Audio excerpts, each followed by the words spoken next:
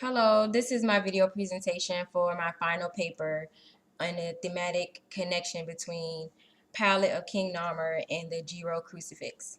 The Palette of King Narmer is dated between 3200 and 3000 BCE in ancient Egypt times. It was discovered by James Corbell and Frederick Green in 1898. The original artist is unknown.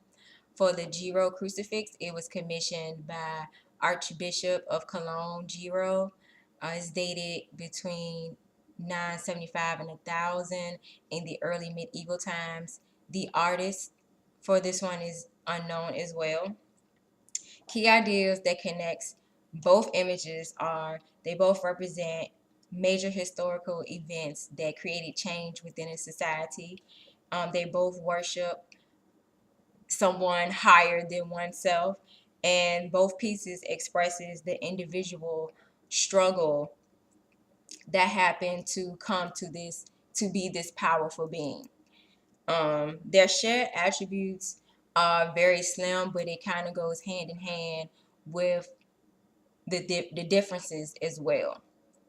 So both pieces are definitely evidence of real life historical events that's actually happened. Both pieces were designed so that these pieces could be talked about, or these historical events could be talked about for centuries to come, which it worked because we're still talking about them today.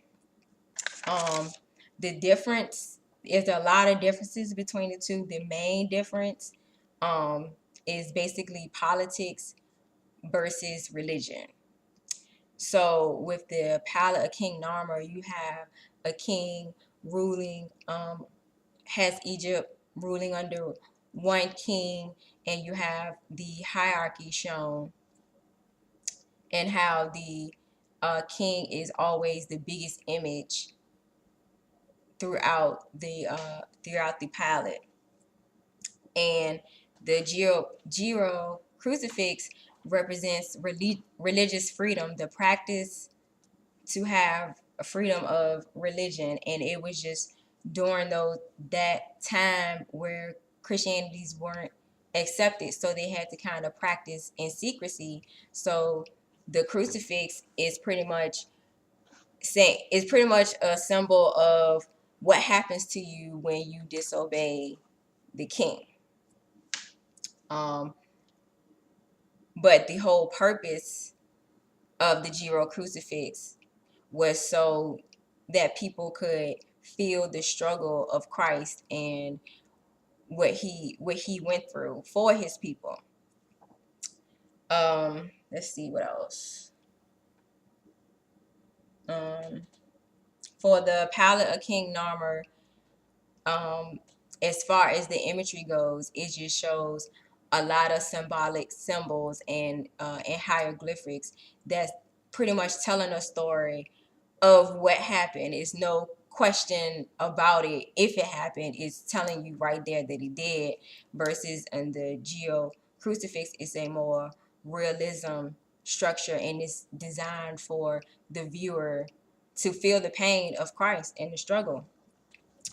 And the thematic connection between both is that they're true stories, and their storyline connects all in with the Old Testament.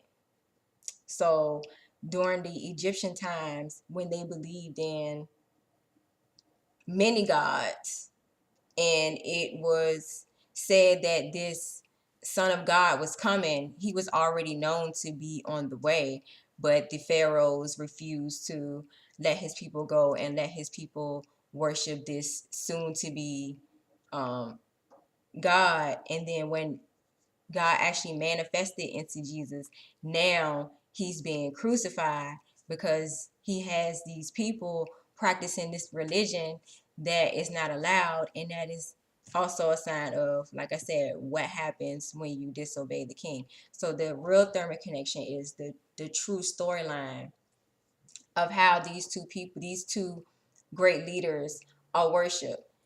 King Palmer is being worshipped for him uniting Egypt into one, and him fighting these great wars to save his country.